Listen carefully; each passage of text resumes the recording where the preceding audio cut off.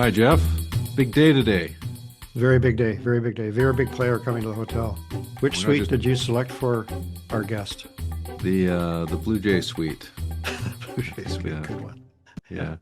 Well, we'll get to our guests in a moment. Later in the strategy suite, Geoff and I will welcome our air quotes colleague and frequent visitor to Hotel Pacifico, Kory Teneycke. We will chew over the Trump trade war and how Ford Nation is inspiring the EB government to launch its own ads. And we'll also talk with Kory about how things are going with conservatives in BC and at the federal level. Busy with celebrity guests. Guests, we're honored to welcome the 37th Premier of British Columbia, David Eby. His second stay at Hotel Pacifico, we cut through the red tape, got this interview fast-tracked, and had it designated a major project. In fact, consider this a one-year wellness check.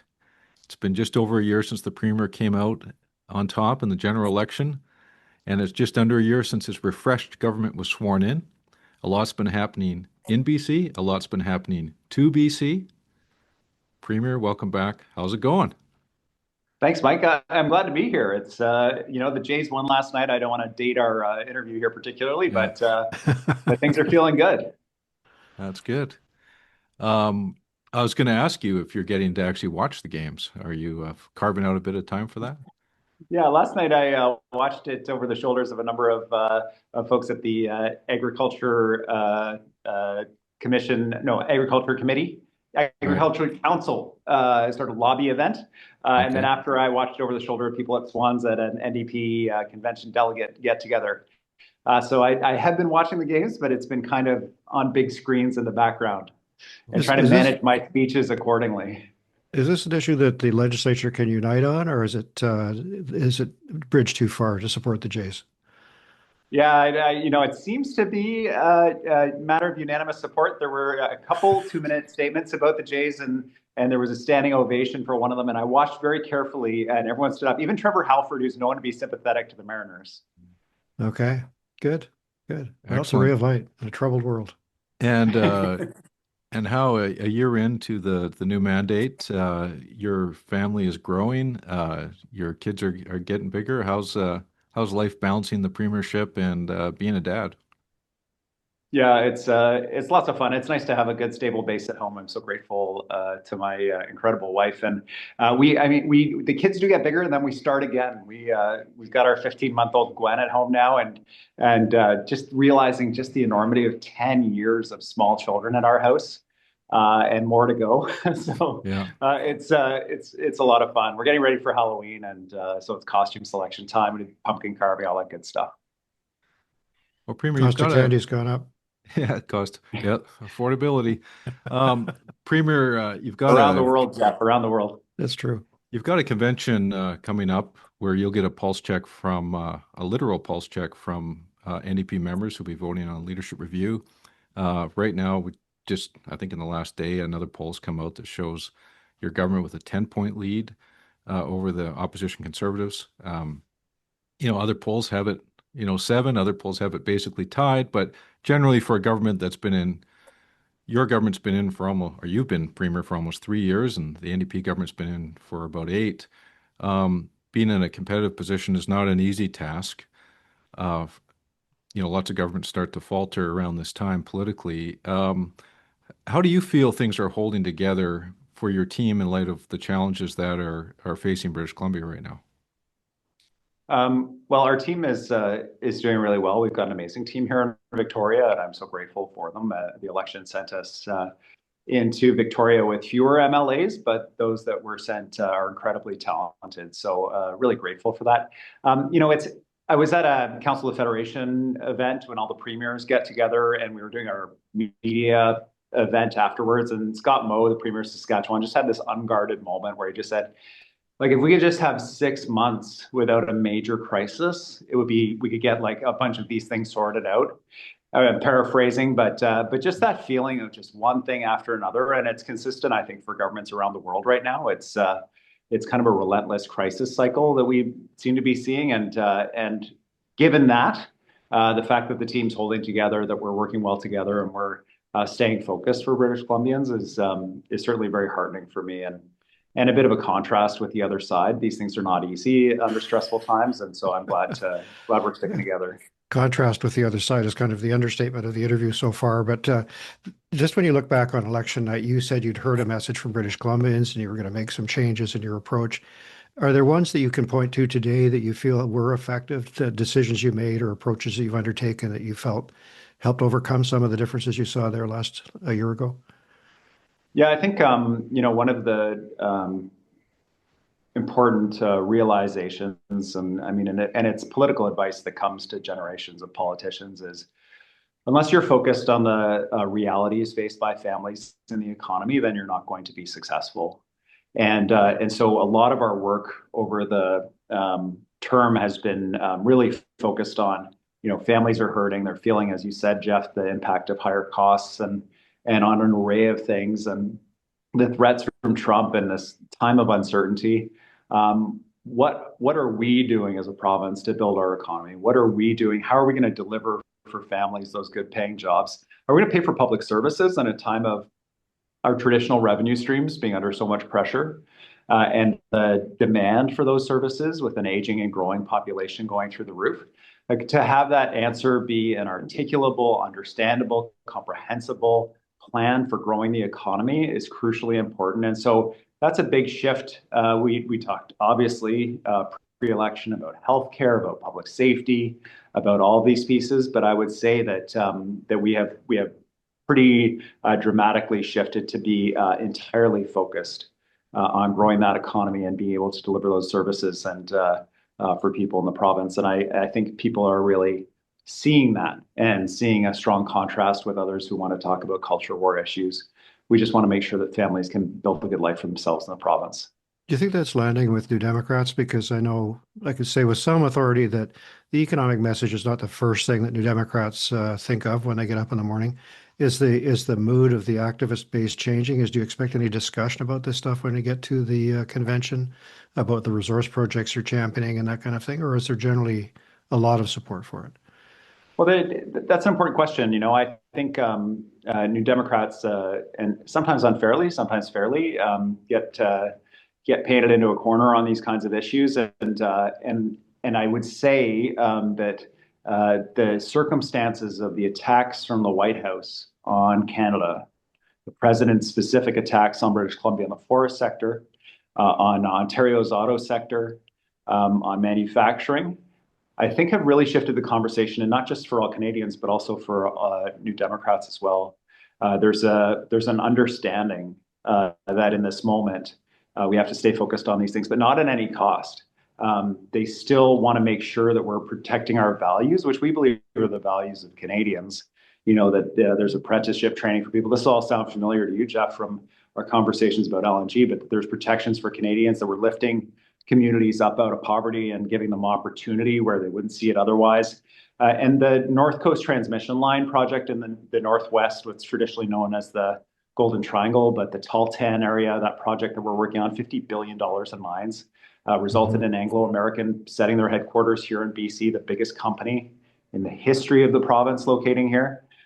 These are the kinds of projects that we can not just show to New Democrats, this is how we build our economy, but also we can show this is how we protect our values. This is how we make sure that we're delivering on the environment as well, on training people, giving people opportunities, giving families opportunity, lifting them out of poverty. So trying to find that balance of growing the economy while protecting the values of Canadians and British Columbians. You talk a lot more today about things like LNG and mining than you did when you started office.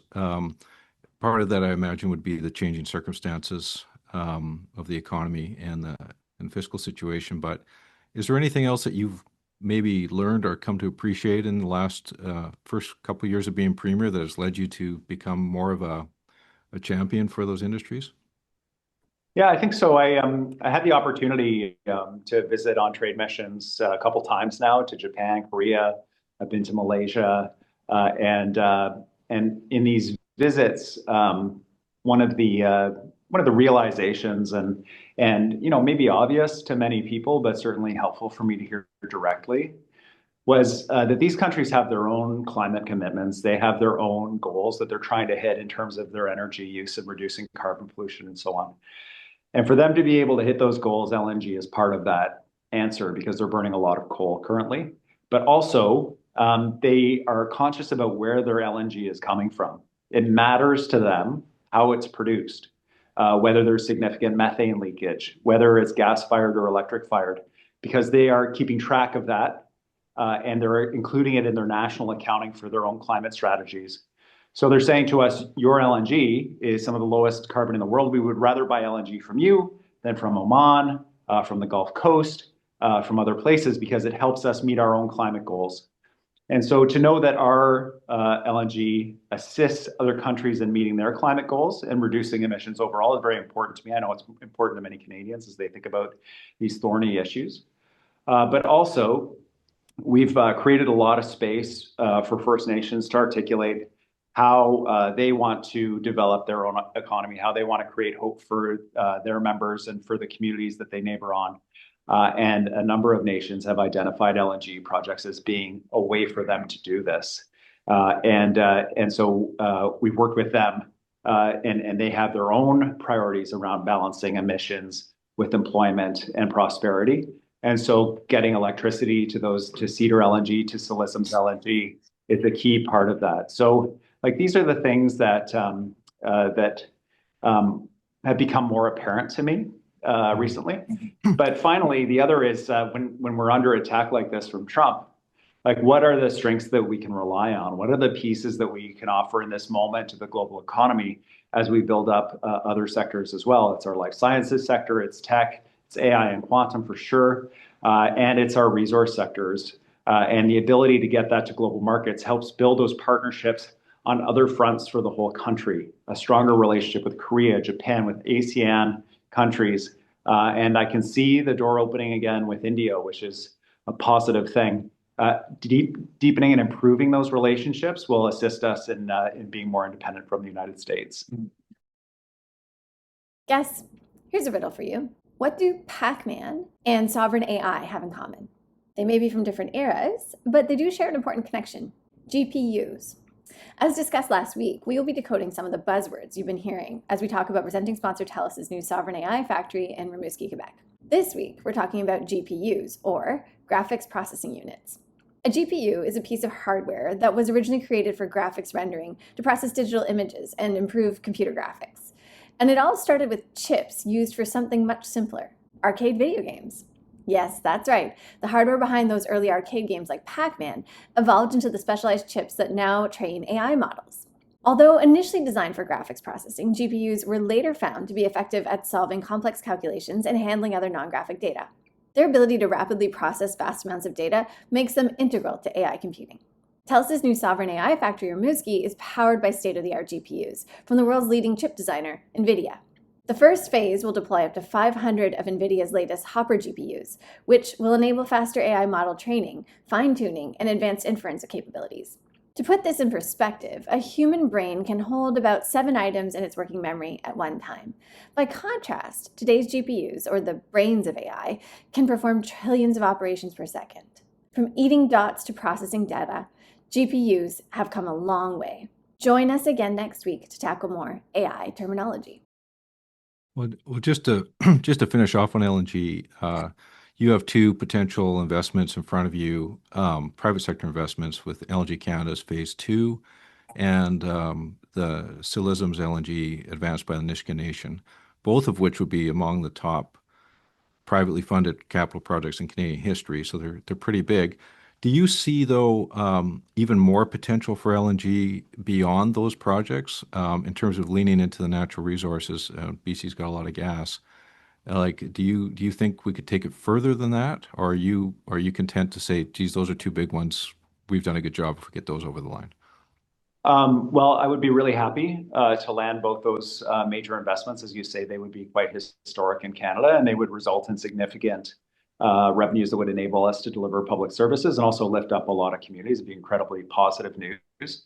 I think we have an obligation, frankly. Our place in Confederation at this moment is that British Columbia is going to be the economic engine that drives the Canadian economy. When I sit down with the other premiers across the country and I hear their proposals about major projects that they feel are going to drive the national economy, they involve billions of dollars in tax dollars.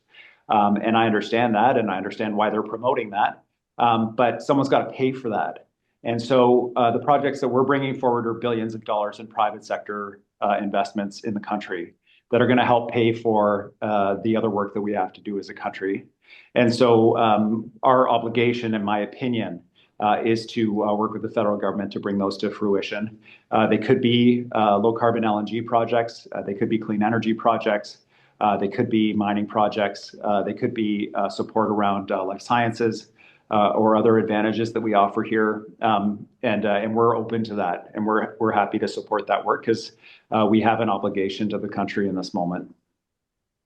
But you mentioned revenue. This is the other stick that your opponents like to beat you with. And those projects are not going to be revenue positive very quickly. LNG Canada is starting now, but the second phase will be some time. What do you say to your critics who say, well, in the meantime, the deficit's too big, it's out of control, the spending is hopeless? I mean, you're talking about protecting the services. How are you going to strike a balance between the short-term revenue difficulties that you're facing in terms of downturns in forestry and that kind of thing, and the need for the continued protection of those services? Yeah, this is a crucial question, a crucial issue. We have an obligation to do a couple of things, in my opinion. One is to make sure that in terms of our spending, that it's in the right places to deliver the frontline services that people depend on, that it's not wasted on administration or bureaucracy. And we've done a significant piece of work with the health authorities that we're going to be expanding on to drive down, for example, administrative costs in healthcare. The multiple VPs, the multiple communication departments, all those kinds of things, to make sure that the healthcare dollars are going directly to healthcare. We're doing that within government itself.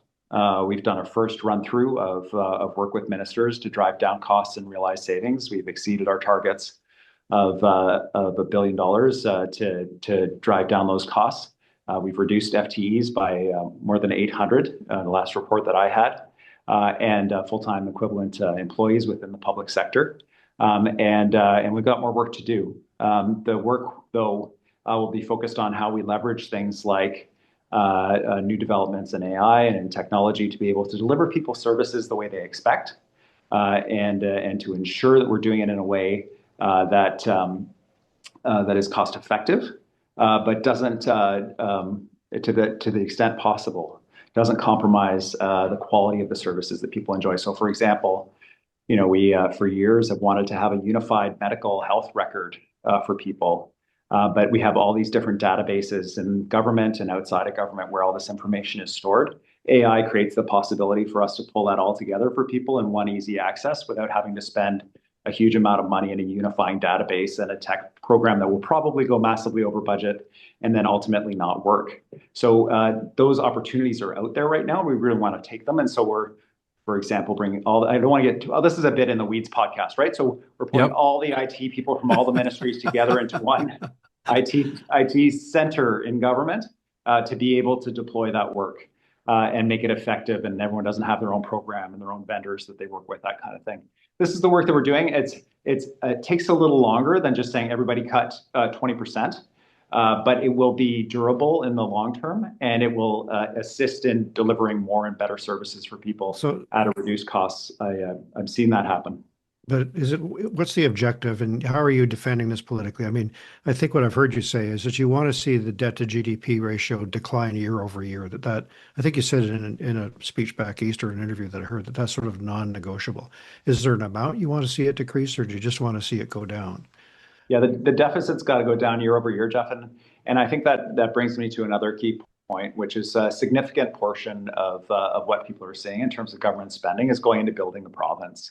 We're building hospitals in every corner of the province, expanding hospitals, replacing old buildings. We're building massive infrastructure in terms of bridges and roads, making sure that people can get to and from work quickly and effectively. These are long overdue investments, in some cases that should have been made many years ago, but we're delivering them, and we're delivering them in a way that young people in particular and diverse groups of young people can get training, apprenticeships, and other opportunities to develop a skilled trade that will serve them for their entire lives, which is, again, a little bit more expensive than doing it on a lowest bid basis, but we think is very good value for British Columbians in terms of going forward. There's not one major project proponent that I talk to that doesn't say, Do you have the skilled trades? Do you have the people who will be able to help us deliver this project?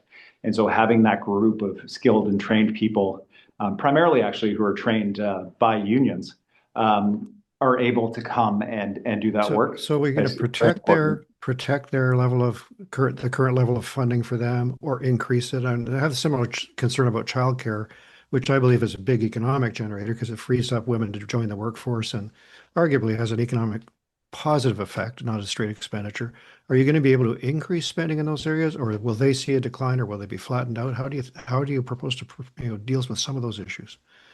Yeah, these are challenging fiscal times. So we're reviewing everything that we're doing to make sure that we're spending effectively. And one of the things is, our universities and colleges are facing a huge amount of pressure because of the decline in international students. And we're having some tough conversations with them. We're not going to be able to make up all that revenue. You guys are going to need to stop offering overlapping course options and work and specialize and deliver and support the economic growth of the province. And our most cost-effective, most efficient, most successful way of training people and giving them these skills is through these union-led training programs. So looking at there's an opportunity to expand the work that we're doing there to get more people their apprenticeships, get more people skills at a lower cost so that we can deliver major projects. And at the same time, recognize that universities and colleges are going to have to do a little bit of work to restructure given the changes the federal government has made. Childcare is the same. It's a crucially important program. We want to expand as quickly as possible. We're constrained fiscally. So what can we do? We introduced a law in the House that allows us to use the buildings we already have, which are schools, for before and after school programming. So we don't have to build a new facility. In fact, we don't have to train new workers because the educational assistants that are in the school, they like going to full-time so they can work before and after the school day, supporting kids and supporting families. That was actually brought to us by CUPE. And so those are the kinds of, where can we expand the service, where can we provide the support without breaking the bank, but also help grow the economy. And so those are the opportunities we're looking for in those two sectors you mentioned. You talked about reducing deficits year over year.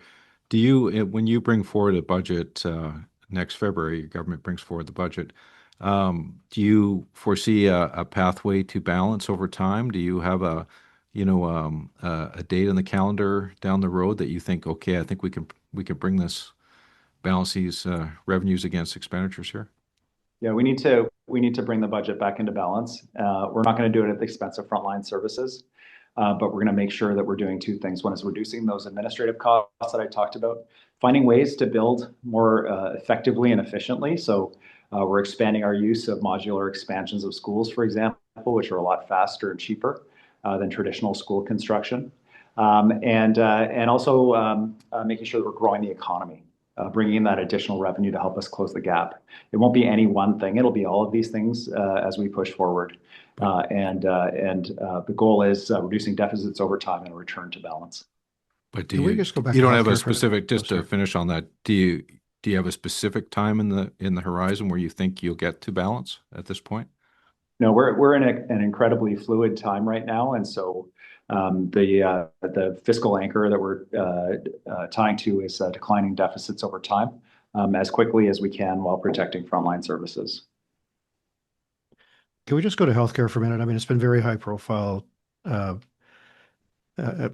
got some feedback that I've maybe been over the top about this because it looks to me like more and more medical specialists are so concerned about the quality of care that they're withdrawing their services or quitting, putting the government in a position that's strange in Kamloops and elsewhere. Is there a solution to that problem that is not just adding more money to the pot? These are really difficult fights that have been going on and obviously causing a lot of concern in the interior with the maternity care and that kind of thing. Do you foresee peace in that valley anytime soon? Yeah, I don't know. I'm watching the fist fight in Quebec between doctors and the government, and it's certainly not a position I want our government to find ourselves in. It's a hard conversation. We're heading into bargaining, as you both would know, which includes with doctors and includes with specialists. Those are conversations about two things. It's about salary, and it's also about working conditions, additional supports for physicians that work in the system. And we're obviously heading into bargaining with nurses as well. So there's going to be a bit of a spike, frankly, in my opinion, in these conversations that people are going to see popping up The specialists in Kamloops, the obstetricians, are an example of that, about how we make sure that we're providing the support that in a way that's sustainable. And in exchange from doctors, how we get the commitment from them to deliver care for a certain number of patients in a certain period of time so that we're able to plan for and deliver the healthcare system that people expect. That exchange of good working conditions and the good pay that doctors see in our system needs to be an exchange. It needs to be met with that shared understanding that there are performance targets that they need to hit in order for us to be able to deliver care.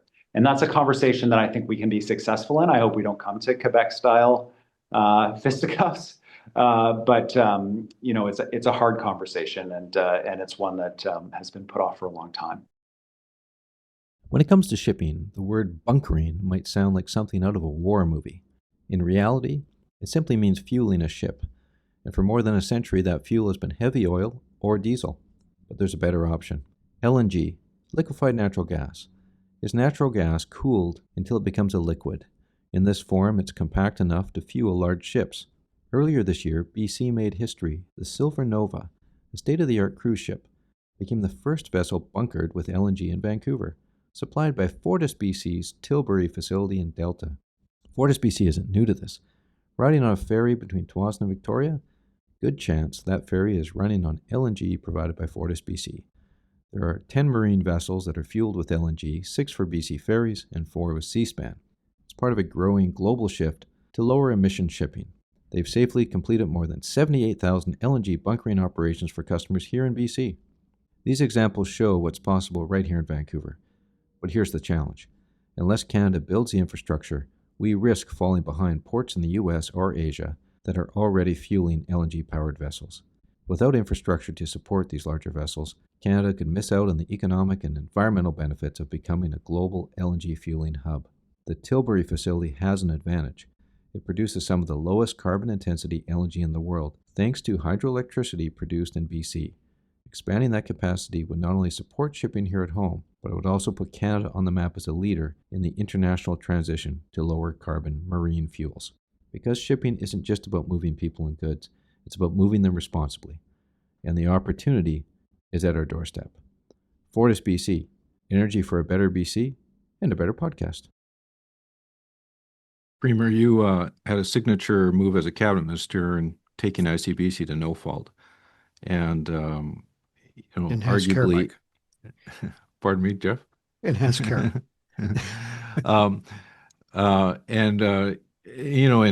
pissed off some of your friends, I'm sure, and the trial lawyers in doing so. Now, thinking about healthcare, I mean, does it, given the size of spending within the provincial, it's half the government, isn't it? Something like that. And, all the issues that are associated with it in terms of ERs closing and things you just talked about. Does it need an ICBC style radical move? Like, it seems that we've been, both parties of both stripes have been managing along in healthcare, trying to make incremental improvements. But are we at a point where just the status quo is not acceptable and we may have to rip off a big Band-Aid, so to speak? Yeah, I think, we're all rightly respectful of doctors and extremely cautious around doctors for a couple of reasons. One is this is a profession that's incredibly mobile right now. Doctors can pretty much choose anywhere in the world that they want to work and are going to be able to find opportunity there because of a shortage of medical professionals. And at the same time, we have to ensure that we can deliver the healthcare that we need. Like the eye opener for me around healthcare has been, how many opportunities exist through the careful planning process around how many specialists, health science professionals, family docs, nurses, nurse practitioners are we going to need? Do we have the capacity in our medical schools to deliver that? And where will they be needed? And how many hours will they work? How many patients will they take? And that work is incredibly hard to do because of the different health authorities, because some of them have entered into side agreements with physicians of particular specialties. The provincial, the master agreement that we reached with physicians is now complemented by a number of side agreements. So we really need to get to that place where we're able to do that planning together around how we deliver care in the province, so it's predictable and understandable, and we're addressing gaps together. That's what we're shifting to, and that's what we have been shifting to around, so for example, family doctors. We did not have a list of the family doctors in the province and how many patients they had and a wait list, a unified wait list for patients that we could then have doctors take on patients from. And so, I hear some of this at home from a family doctor that I live with. I realize that's not a medical strategy for every British Columbian. But I hear from my wife, Kaylee, about her experience as a family physician in the system. And I hear from many, many British Columbians about their experience as patients. And I know there are gains that can be made by a more careful and coordinated planning process. It will require doctors to have those hard conversations with us about guaranteed levels of service so that we can do that planning. Yeah, I think that this level of service thing is the toughest one, because my own observation was that when increases occurred in the past, the service performance didn't go up. In other words, there was some expectation on the part of government that we'd see more patients, and many of them have been absorbed by family doctors. And I think the number of people waiting to find a doctor is down, but not as quickly as certainly was forecast at the time. I was involved in it. It went considerably more slowly because some of the compensation just went into the system and didn't produce extra care. Yeah, we're expecting by 27 everyone will be matched with a family doctor who wants one. That's a long wait for people, and I've seen an estimate, or I've heard of an estimate that if everyone worked 5% more in the system, that we'd be able to resolve many of the challenges, the wait lists, and so on that we see in the system. I don't know if that's true or not, but one of your predecessors was on this pod a couple months ago, a fellow by the name of Glenn Clark, who I think, Geoff, if I'm paraphrasing him properly, he said you can't expect people to work harder. So, I mean, ideally, you could get more efficiency out of, 5% more efficiency out of a workforce. But if you can't, would you consider in healthcare, different models, alternative service delivery, things that maybe governments haven't wanted to do within the parameters of the Canada Health Act, but maybe given fiscal situation, given demographics the way they are, is it time to be maybe do a Nixon goes to China here as an NDP government and think about maybe we have to be a little more radical? Come on, spit it out, Mike. You're asking about private care. Yeah, well, publicly funded private care. Yeah, I guess I am. Just to translate for our listeners. Yeah, I always I heard that too, Geoff, but yeah, it's good for you to translate. It's I would hesitate. Or privately funded private care, I guess you could say. Right. I would always hesitate to question Glenn's assessment, having been CEO of the largest company in the province and premier of the province. Well, I always like to mention him once a show, keep his ego up, So I'll take that advice seriously. One of the things that doesn't line up is increased pay with an increased level of number of patients taken and so on. That doesn't seem to be one thing leads to another. And so there need to be connections between those things made in our discussions with physicians and with healthcare professionals. On the question of privatization, the big challenge that we face in the healthcare system is a shortage of medical professionals.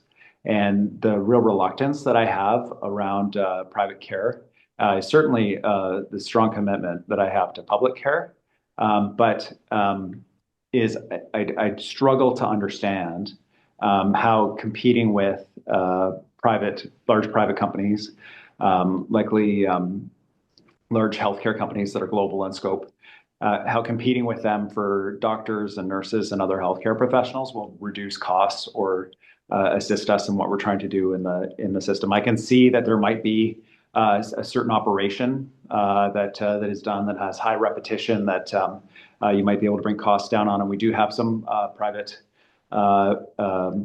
physician companies that do that kind of thing within the healthcare system, and there are some elements of private care through ICBC and WorkSafe where care is provided for a fee. But often what people are talking about with private care is like, can you show up with your credit card? Can you buy the care that you need immediately in the province? And creating a parallel system, I think I still haven't heard how that makes it easier for us to access the doctors and nurses we need, or how that reduces costs for the public system. Well, we could do a number of shorts on this, but let's go to, we don't have unlimited time, I know. So can we move quickly to the trade question? Because you've been supportive of Doug Ford's ads. Wab Kinew said he liked them. They had a huge impact. You want to do some for BC. Where do we stand in this whole trade debate from your standpoint? Are we on a good direction? Are we on a bad direction? And where's the bottom line for BC and for you in these discussions? Where do you need to see it wind up from your standpoint? Yeah, I think an important reality check. Every time we're just on the verge of a deal, something happens that the president pulls the rug or pulls the football, and here's Canada again. They've caused offense. They've insufficiently regulated fentanyl. The border's a porous mess. Blah blah blah. All the things, and now it's an advertisement that originally he was okay with, and now he hates it, and it was such an offense. So, there's a guy in the White House. He's operating on his own whims. We can't control him. We can't control his thoughts or his actions. And so for me and for British Columbia, our direction is, what can we do to reduce as much as possible our dependence on the United States as quickly as possible? And what's our role nationally in doing that? The federal government, a couple of reps are coming over to talk about the huge issues we face in softwood. And this is like a classic example of what we're dealing with. Like, for BC softwood to access the US market, we pay higher tariffs right now than Russia does. And just like to fathom that this international pariah that's being sanctioned, that launched this illegal war in Europe and is flying drones into Europe and is causing this mass arming among our allies because of the threat they present, has better access to the US market than Canada does. It's hard to take.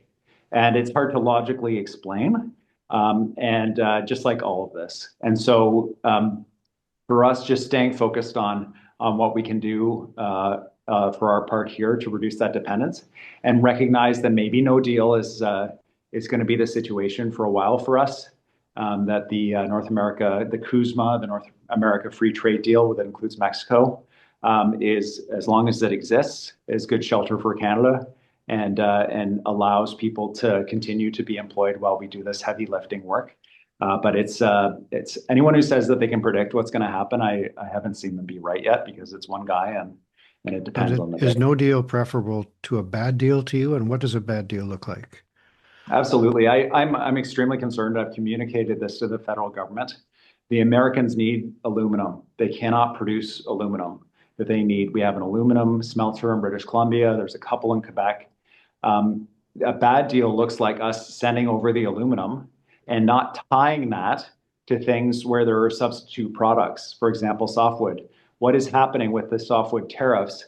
The Americans can't produce enough softwood. We know that. So what's happening is Europe, because they have the 10% tariff, but we have the 10% tariff plus the additional border adjustment price that the Americans have put on. So it's about 44%.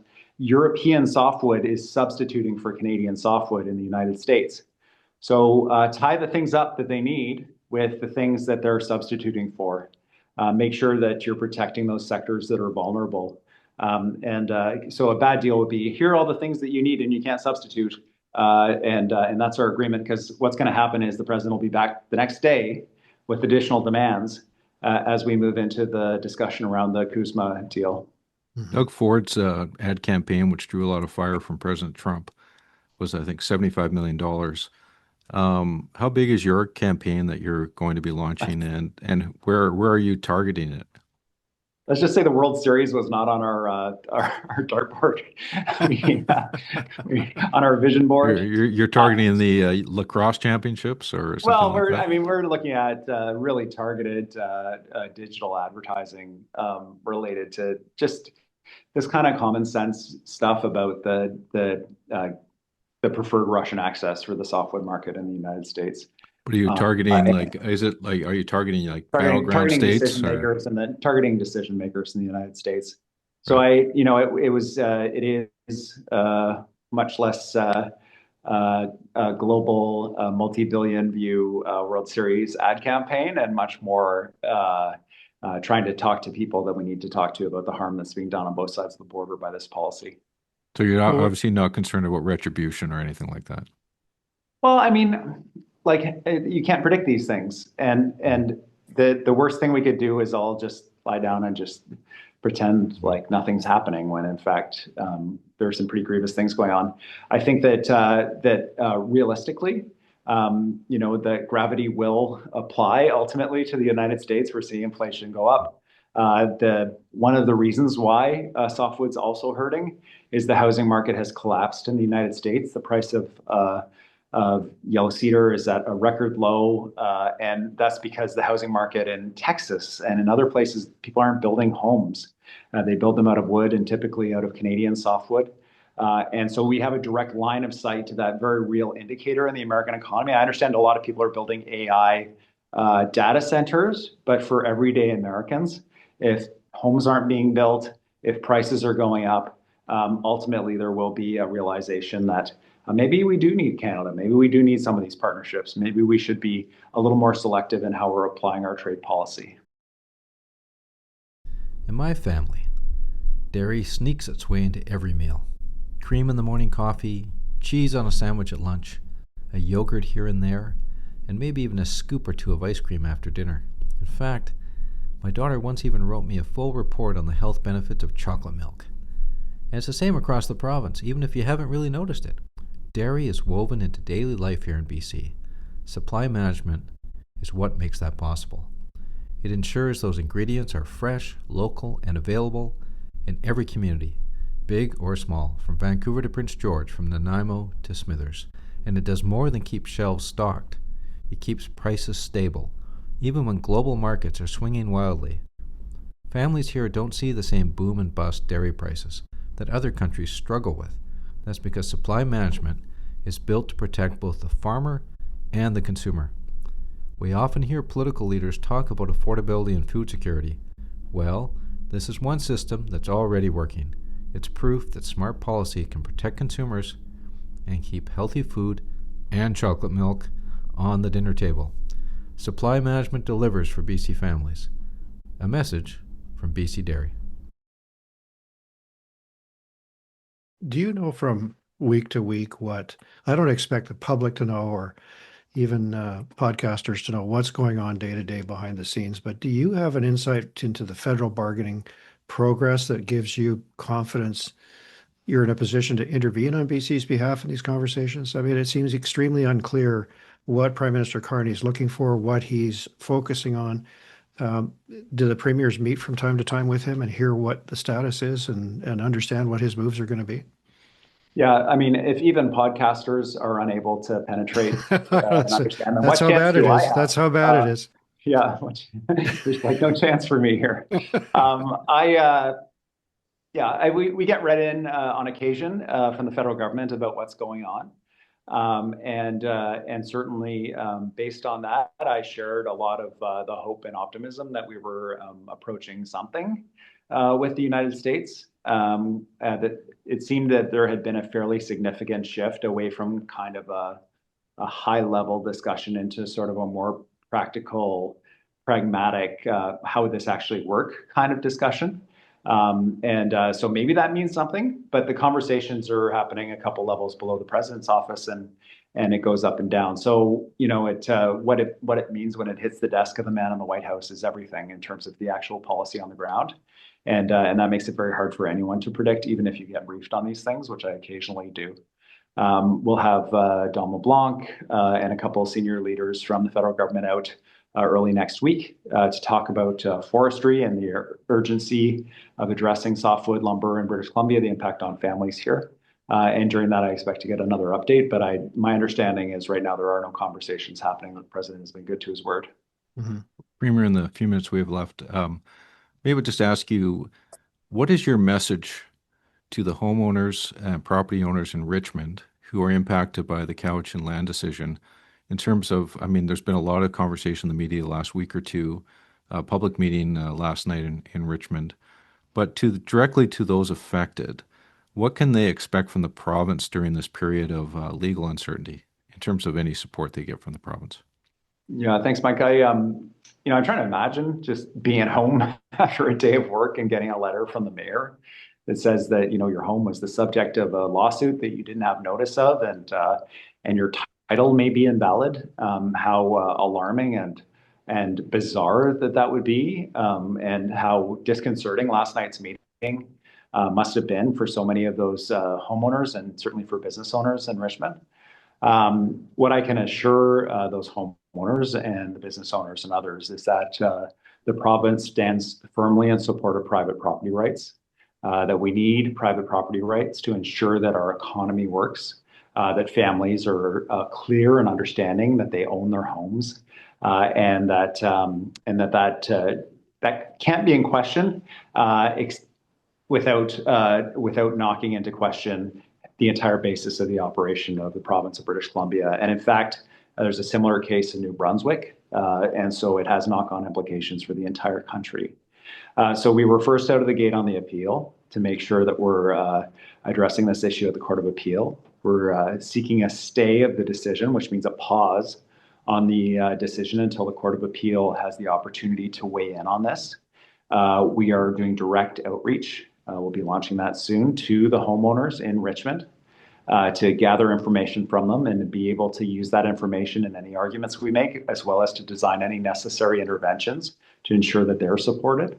And I just have got to say, my heart certainly goes out to them in terms of the anxiety that they must be feeling, but more than that, that the government will be there to ensure that that they're supported through this time.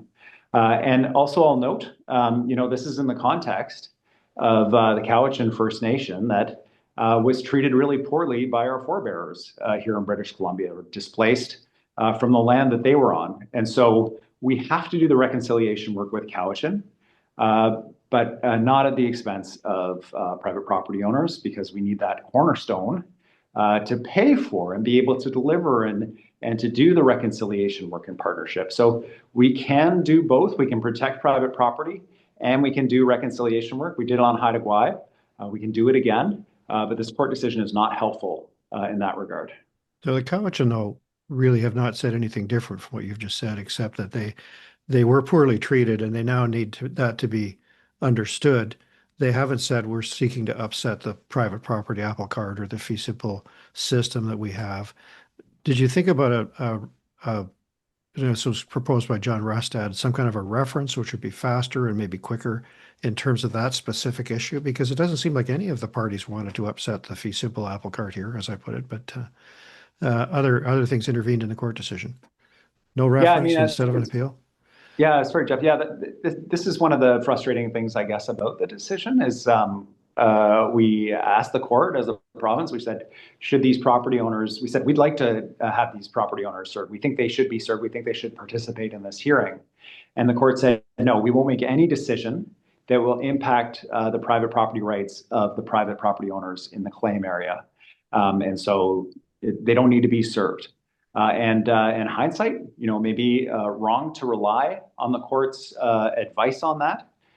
But it also has implications for the private property owners. If we do serve them, it starts the clock ticking, would have obligated them to potentially participate in the hearing, and it would have removed ground of appeal that we're leaning on heavily at the Court of Appeal. So challenging there. I've heard the reference, and I understand Andrew Petter has weighed in and is supportive of a reference. I am not, and here's why.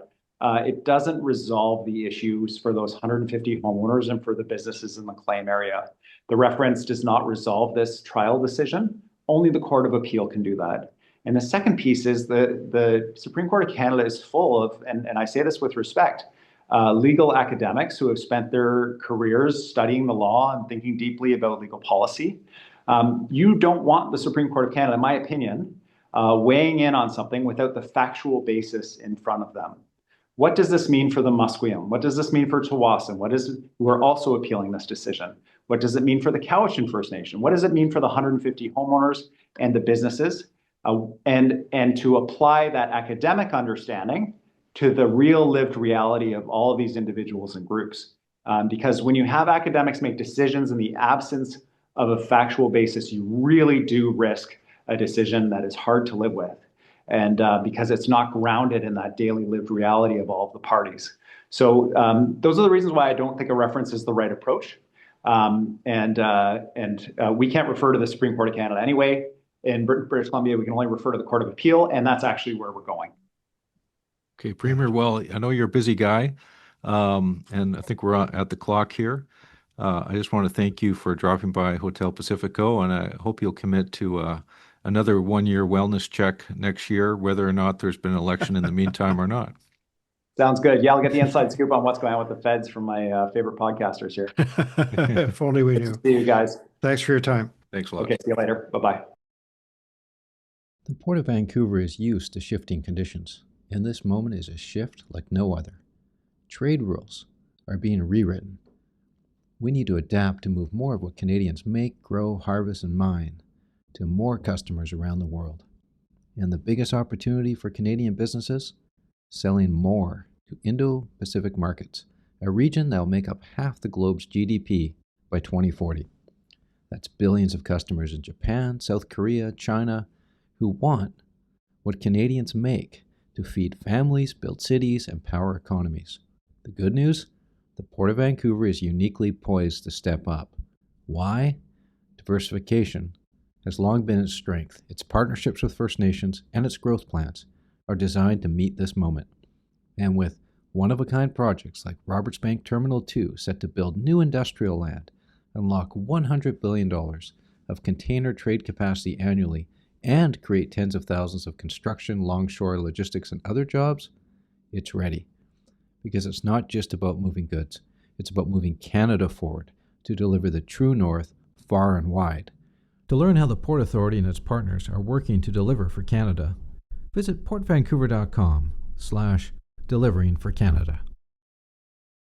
Well, back in the strategy suite now, interesting interview with Premier Eby. Geoff will have to decompress on that later. Yeah. But welcome back to our old friend, Kory Teneycke, friend of the pod, one of the quartet on the Curse of Politics, one of the leading commentators and doers on the what do you call it now? The conservative movement, or the Gosh, is there a better name for it now? Is Doug Ford a conservative? Ford Nation? Is that what you are? I don't know what the brand is anymore, but is joining us in conservative Strategy Suite. broadly defined. How about that? There we go. Small There we c. go. Progressive or otherwise. Well, Kory, look, we asked you on Strategy Suite this week because you've been at the center of some interesting happenings with the Trump trade war and advising Premier Ford on his television ad strategy. It seems like you're of a view that Canada should not back down and should just get its message across to the U.S. whether they like to hear it or not. I think so. I don't know what the alternative to that is, to be honest, Mike. You know, we're in a very different situation than we were when we did the renegotiation of NAFTA. We had a lot of voices in Congress, senators, Congress people, business leaders in the U.S. that were willing to speak up and talk about the benefits of trade with Canada, the benefits of trade with Mexico and other countries. But that's not the situation we find ourselves in now. It's not that those folks don't support the positions that they've historically had around trade. I think they'll say it to you in hushed whispers in various forums, but they won't stand up and say anything publicly out of fear of drawing the ire of the president. And I'm somewhat disappointed, even in Canadian business advocates and others who've spoken up forcefully in the past on these issues, who are cowed, for lack of a better word, into silence or into messages that I don't think reflect even their own views at times. But out of this notion that if you make an argument counter to the whim of the moment of the president, that you're going to draw an angry response and face some sort of retribution. And some of that retribution in the States is pretty real for folks. Like you've seen, key members of the last administration having their homes raided by the FBI or facing lawsuits. So it's really an unusual time. Canada's made a lot of concessions since the Trump presidency came on. Some I'm not upset about, like the loss of the digital services tax, because I thought it was a bad idea to begin with. But in the context of a negotiation, giving away things and not getting something in return is kind of the trade equivalent of unilateral disarmament. Mhm. And if we're now going to get to the point where we're not even going to advocate our position in the United States out of fear of drawing the ire of the president, then we really have given up. We are surrendering our sovereignty and our national interest in a way that I think is very harmful to the country, not just in the short term, but in the longer term. Like, we are friends and neighbors of the United States. We've been great trading partners with the United States over time. And friends need to be able to have conversations with friends about matters like this. And the thought that the Canada should be silenced is, I think, really not in our interest, and frankly, not what Premier Ford was elected to do, and I would submit not what Mark Carney was elected to do, Or David Eby. or David Eby. I Hard to think, disagree with anything he said around this. well, except that I think it's telling, and maybe I weigh too much on this, but at least the premiers should have an idea what the bottom line and overall bargaining strategy is for Mark Carney in those discussions, because they clearly, from his answer, do not, and are not clear what considerations and trade-offs are happening from day to day. So today it could be a Jeep plant in Ontario, which, where I would say the executives have never had much concern or loyalty to Canada as a country. They saw it as a good business opportunity. Right. Next time it could be something here in BC, and we've been losing the tariff battle on softwood lumber for 25 years. Yeah. So, in fact, many of the leading investors here in Canada have long ago moved their major investments to the United States to produce softwood lumber inside that sheltered area. And I don't see them feeling most of them will not feel any consideration whatsoever to continue that move if they think that's the only way they can make money. So it's a big problem for an economy like BC's, and to be the economic engine, we're sputtering now in the forest sector, and our real estate sector, which was a big engine for a long time, is in the tank. Right. So we'll see. So, I mean, 75 million bucks that the Ontario government spent on those ads, and then arguably you got a lot more attention out of it because Trump, spoke out against them. And what kind of reaction is Premier Ford getting, in Ontario from all of that controversy, and also what kind of reaction is he getting from his colleagues across the country? I think overwhelmingly positive. The premiers don't all speak with one voice. It's no secret that the Premier Smith in Alberta takes a very different approach in terms of relations with the United States. I think she has been pretty clear about that. But Premier Smith notwithstanding, I think most of the other premiers are quite supportive of doing advertising, which is why Premier Eby and Premier Canoe are going to join in on the fun. But I guess the challenge, just to what Geoff was talking about earlier, in terms of the federal negotiating strategy and like where things are at, it's pretty clear that what's being considered is not something that's going to be workable for softwood lumber, and not something that's going to be workable for autos.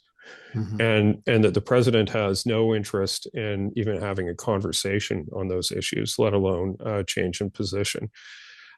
And leaders are elected to represent their constituents, to represent the people who put them in office. And to expect that the Premier of Ontario is going to sit idly by and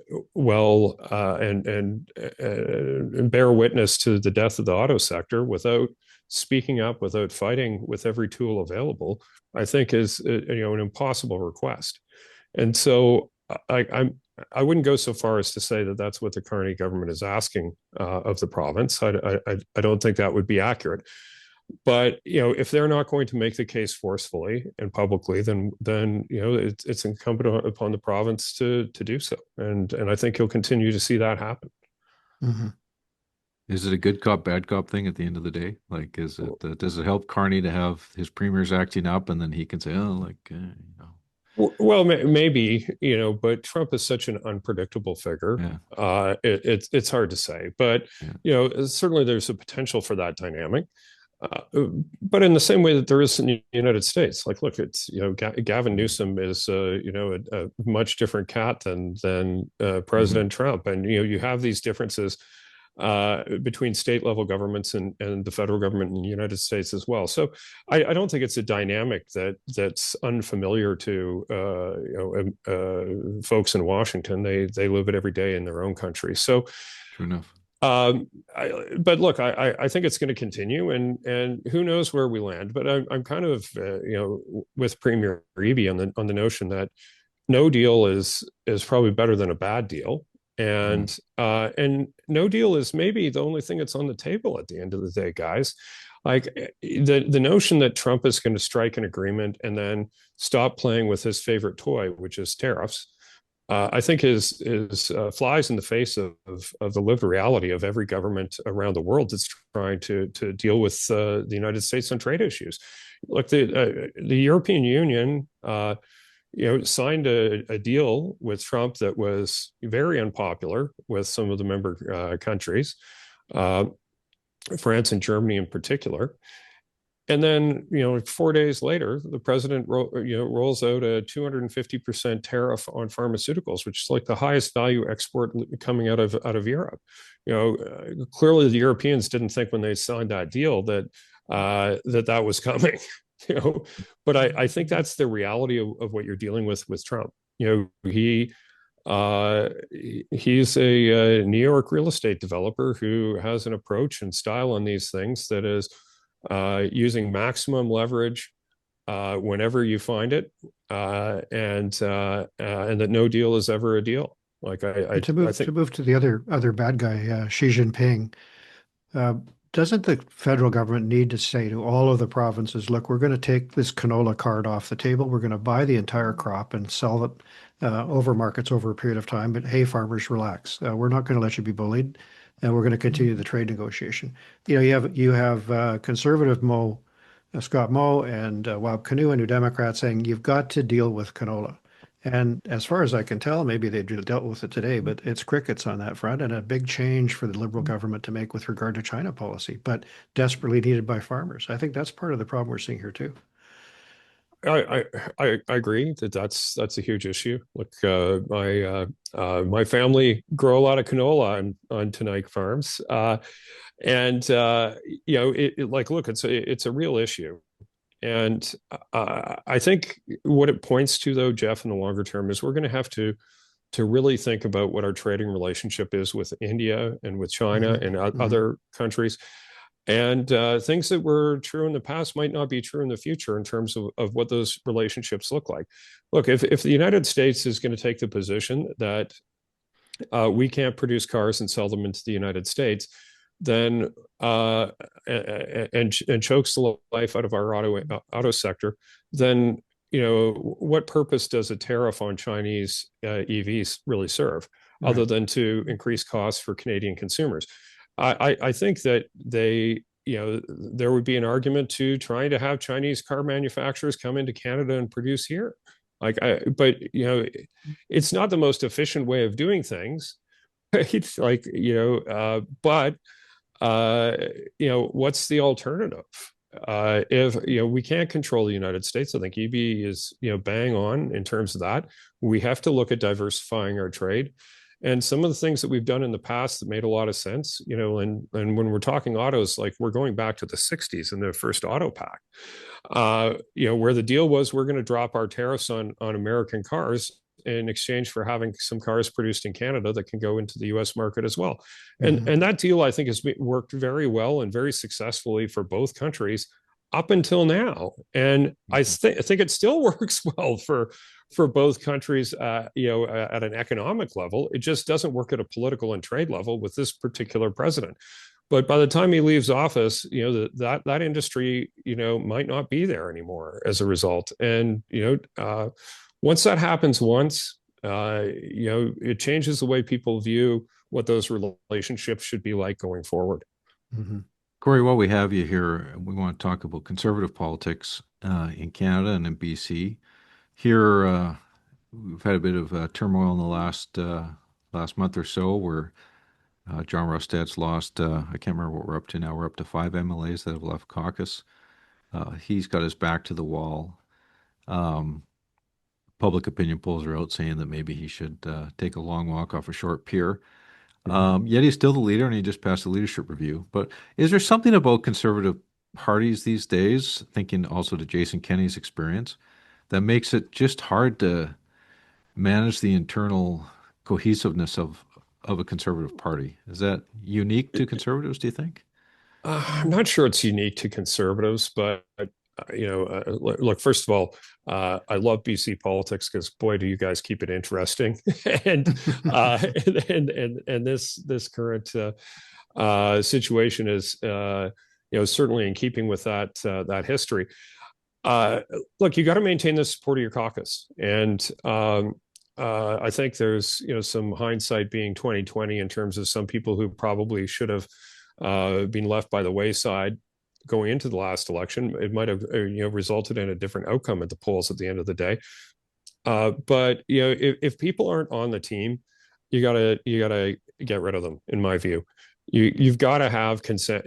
Some through point in your caucus that allows it to be manageable. Like it can't be like a bunch of mavericks and be successful in a team sport. You need a quarterback who's going to call a play, or a coach that's going to call a play, and you need the players to actually run that play. You can't have half people doing one play and half doing another. That's how you lose the game.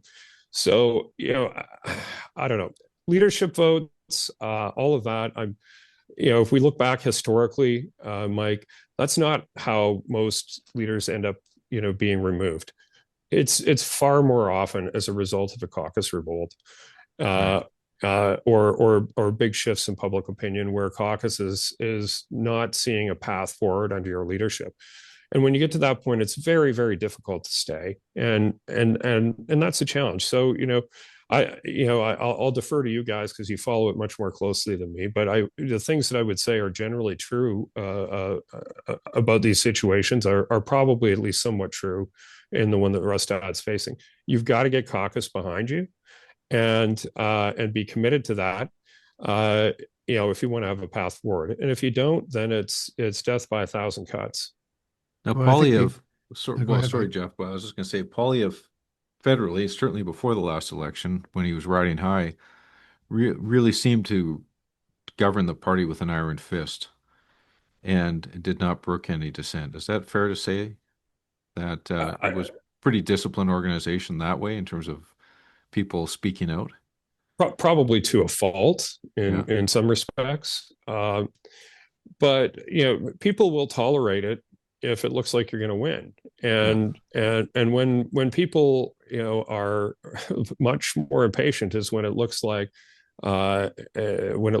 you can't win, right? Like every leadership vote, every leadership race, I think, is ultimately run on the same ballot question: who can win? This is the purpose of choosing political leaders, in my view.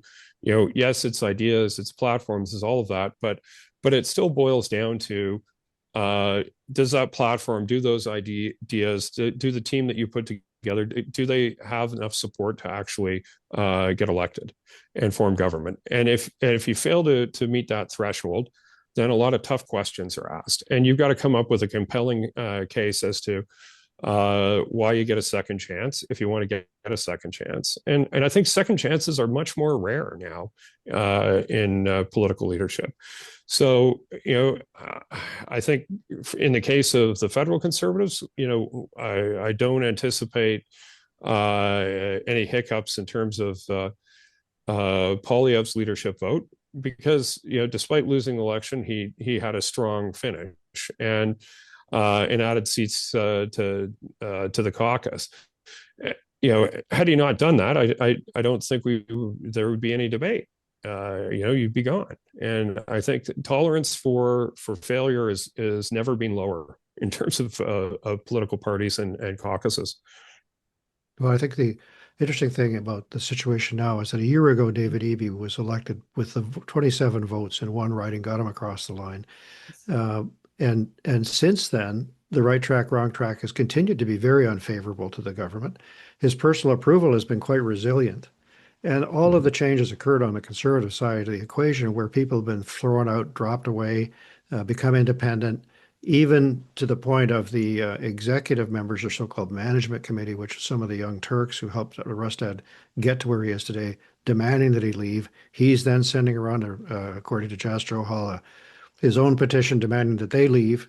It sort of reminds me of the old Groucho Marx line that I wouldn't want to be a member of a club that would have me as a member.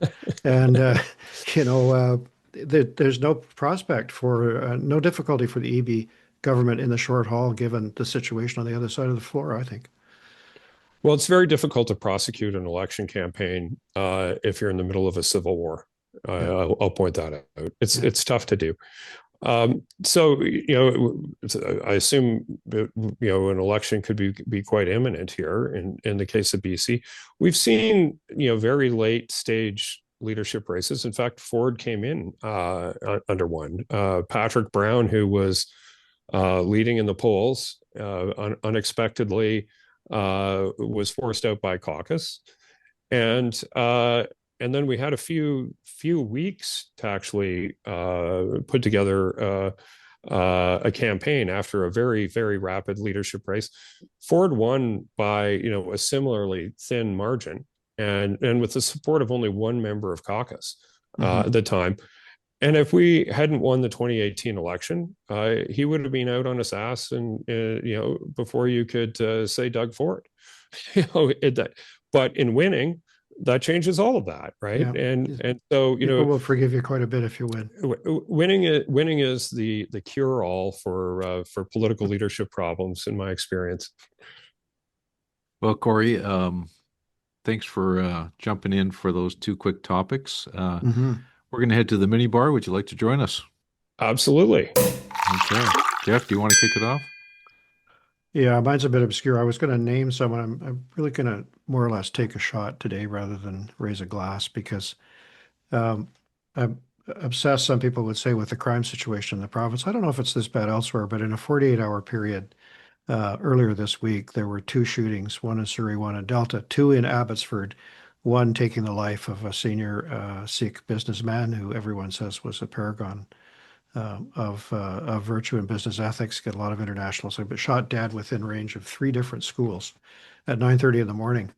I just don't think this is normal. And my shot is to the various government levels that are responding to the extortion crisis with four different task forces to say, look, I guess it's to Solicitor General Nina Krieger, but she's not allowed to direct the police, so maybe it's her deputy, should call together all the affected police forces and say there's an absolute need for a huge improvement in performance here and outcomes in terms of reining in gun violence in the province of BC.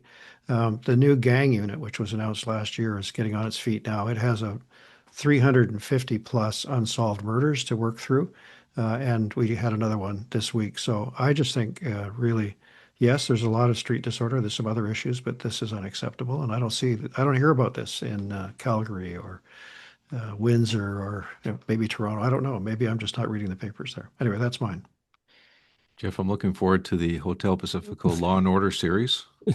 So stay tuned, listeners. Well, if somebody comes to the door and says, you got a great hotel here, you'd be ashamed if someone broke the windows. Let us know right away. Kory, what about you? Well, I want to raise a glass to you guys. I'm got to say I'm a little bit jealous. Like your ability to get premiers and like key decision makers on the podcast is something that is actually quite unique. And it's a real We'll take credit. Doug Ford if you'll let him come on. We'll have him on. Well, Doug, the premier makes his own decisions on that stuff, but he'd have a hearty encouragement from myself in terms of doing it. Okay. I think what you guys are doing is really unique, and for those of us who aren't living BC politics day in and day out, it's such a great place to come and catch up on what's going on and hear some really intelligent conversation and commentary and get to hear from key decision makers, which is something frankly most political podcasts don't have the ability to do. So kudos to you guys. Cheers. All right. Thank you. And I'll be an ungracious host and take a shot at Premier Eby. I was expecting a 15-minute comedy set. All we got was 45 minutes of political answers. So next time, Premier, please bring your material. But on that note, I will thank the Premier for joining us today at Hotel Pacifico, and thank you, Kory, for visiting this week. Thanks to our sponsors for allowing us to bring this episode to you for free.